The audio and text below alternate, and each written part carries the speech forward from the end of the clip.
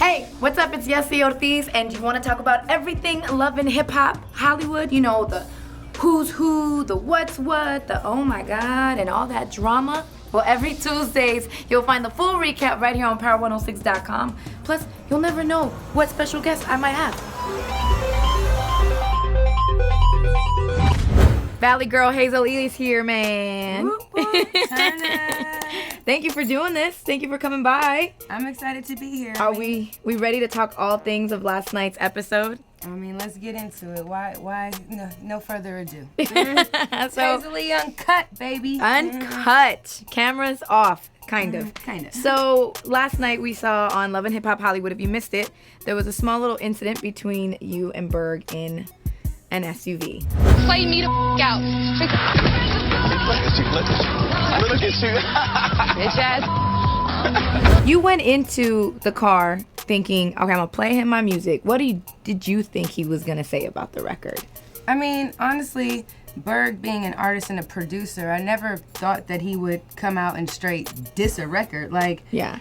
especially if I'm telling you that these records are built from some sort of type of emotion or feeling that I have. Even if you didn't like it, how can you diss my lyrics? Like, no one's ever dissed your lyrics. Like, you ain't had a record out since, 2006, 7, like, The Business or whatever it was back then, and no one would diss your lyrics. If you didn't like it, you could have found a way to tell me, change this up about it. If you were the producer Give you on some it, constructive feedback. yeah, not just you ain't Diss you it. trash, you ain't taking this, you ain't taking that.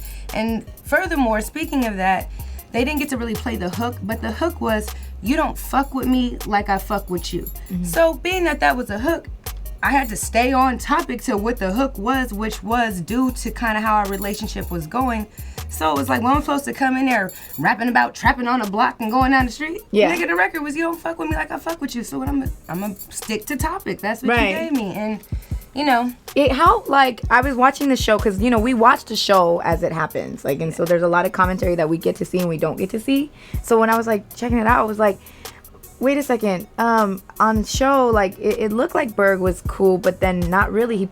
They put you in this limelight, in this like light of, I don't like to use this word, but like, you know, like it's thirsty, sort of say, right? thirsty, delusional. Yeah, like, and those were his words. Right. Berg came here last week, and I don't know if you saw the recap, but he said some really harsh things. Like Erica, I call her Hazel, but on my downtime, I call her 4 a.m., aka Melanie Fiona, because I only hang out with her from the hours of 4 a.m. I think her office hours started like 4, and they ended 5:40. Oh. I mean, you're on the show, so you understand, like, everything can't be shown in the 3 minutes that we're given in a scene.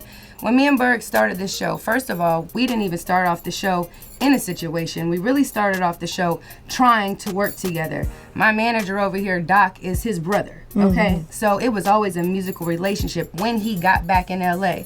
Second, yeah, I've been dealing with this guy on and off for 8 years, but on and off. There was never me chasing Consistency. Berg for 8 years. It was like when we came back around to it, we came back around to it. This time when we came back around to it, it was under the context of, you've been hustling, doing this music thing, I think I can help. Yeah. Okay, we're in the studio, we're knacking, we're flirting. We start going back into some old Hazel and Berg ways. And in the second episode, he tells me, I'm gonna try to be a better man towards you. Let's work on being a better us. I have this love Pentagon Monday, Tuesday, Wednesday, Thursday, Friday bullshit. And then you see me say, but I ain't with all that. So that was already right there, me saying, you say you got all that? That's cute, but I'm not with that. So if we're gonna work on us, let's start the process On a daily. Yeah, of getting there. It's Right. not gonna happen overnight. No real relationship happens overnight. But it wasn't me chasing Berg for all these years. And It then was consensual, both back and forth. It was like we couldn't have even been on this show together had it just been, oh my God, I'm in love with Berg and Berg is my world. Like, stop it. Like, it was not like that. And then as I saw that he became on bullshit, and it would be funny because we would have moments off camera and be doing things. I remember we went, to my manager's house for Father's Day, and he's cooking dinner, and we doing records, and we're spending real time together. And then every time we get on scene, it would just be like the script kind of like flipped on me, and I'd be like, my faces be showing it. I'd be like, what? Wait, we on this today? So It was good just a week ago, last night ago. You know what I'm saying? right. And so, you know, they've painted this picture somewhat that, you know, I'm chasing him, and it's just like, that's so not the truth. Right, because there's something else going off camera happening that they're not showing on camera. Exactly. So it's making it look like you're the delusional one. Yeah. And then there was this beef. There was all this on Instagram. There was like all these, I remember there was some messages that you released. You know, how that started was I woke up in the morning after the scene to bullshit once again with him putting up a meme, you know, dissing me once again. And it's just like, damn, my nigga, like, I haven't said anything about you. I'm not going into interviews focused on you. I did the show to do my music. So when I wake up to him on bullshit, it's like, it's funny how I wake up to this nigga on my dick, you know? And it's not like I took the picture, he sent me the picture. The picture had already circulated around online. I just reposted what fans had added at me. And of course, you know, Fun Size went viral. It ain't my fault. We're gonna talk about that. Hashtag ain't my fault. It ain't my fault. So that's where that came from. I like that. You know, Berg, like we said, Berg was here last week, so I didn't get to ask him about the naked photos, but you know, we do see something happening because Masika was here. And we saw something happening in this next episode coming up on this Monday night at 8 o'clock on VH1. You will see Berg flirting with Masika.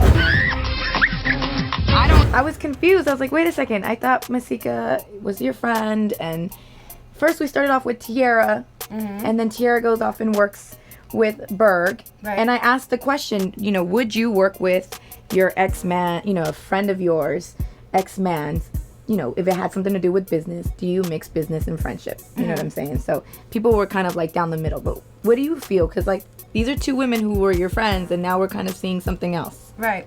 Well, and there's levels to those friendships. Tiara and I were like sisters. So, you know, I felt that things happened with us the way they did, and she kind of did it out of spite a little bit. But in that space and place, we weren't really communicating. So if she wanted to go get to that record, you know, I'm not mad at you. Go get to the record, keep it about business. And that's what it is. If Hitmaker could give you a hot hit and you felt that's what you needed to do, even though it's kind of like, I might not necessarily do that to you. I probably wouldn't go run to Ray J and try to do a record right after we moved out. But get it how you live, baby girl. Now, that Mansika, whatever, she, on the other hand, she was a chick who was trying to be in my mix, trying to get in my girl code, trying to catch my wave. You know what I'm saying? I brought her to the ASCAP Awards with me. When me and Tiara fell out, it was like she was like right there trying to help me get, you know, through the stuff. So, you know, as we see next week, I think she's sitting on his lap or something, and I go in and holler at her. I just thought it was fraud.com because I'm like, damn, like, you the same one over here telling me get rid of the nasty Berg habit, and now you are with the nasty Berg habit. I was a little confused myself because they were here together, and I was like, whoa, what's happening here? What is going on? And they're like, oh, you know. To end it off, you know, Hazel comes from the world of PR. Yeah. And social media is in a frenzy, like with everybody, with all of us cast members, even with me last night. I was really trying to help Morgan get on her own 2 feet because I love to empower women, and I love to give that type of advice. And, you know, people calling me messy, I should know better, I'm in the industry, how unprofessional. And then Ray comes to my workplace. Bye, Ray. Can you get him out of here, please? You and security. No. Yesi, No. You gotta go. Get your hands off of me, mother. Get your mother. Is this how you want to do this? Yes, you gotta go. What? Didn't see on last night's episode is he fell a few times like a drunken fool in the hallways, disrespecting up and down the hallways. So it was a lot that a lot of scenes are edited, right? Yeah, but they are. They really are. They really are. So you'll see what happens as the show develops. But you know, you coming from the PR world, what kind of advice would you have for anybody, like even for yourself, really? Because there's a lot of hate and ugliness that happens on social media. So how do you flip it to make it something positive? All publicity is good publicity. There's no such thing as negative publicity, because as much as they hate, that's as many names as your name is rolling through that feed, your worldwide trending topic. I mean, I look at people like Snooki or Nene Leakes, Kim Kardashian, Nicole Richie, Paris Hilton, girls who have made it off of reality TV, from people bashing and hating them and turning it into a whole different platform, being on the Forbes list off of this. Hate me all you want, baby. Keep me trending. It makes me hot. I'm on my way to the top. Hate me, love me, it's Hazel. Continue the memes and continue to follow Miss Hazel on the Twitter, right? Yes. And you got a new song which we can find on your... On iTunes. I mean, it's called Now You Know. They want to know what your girl been doing. Bitch, now you know. Now you know. Hazel E, baby. Ain't my fault. She ain't mad. We good. It ain't my fault. It ain't her fault. Blondes do it better anyway. Monday nights, 8 p.m. on VH1, Love and Hip Hop Hollywood. Special thanks to Robert Wayne Footwear and Doc Martin.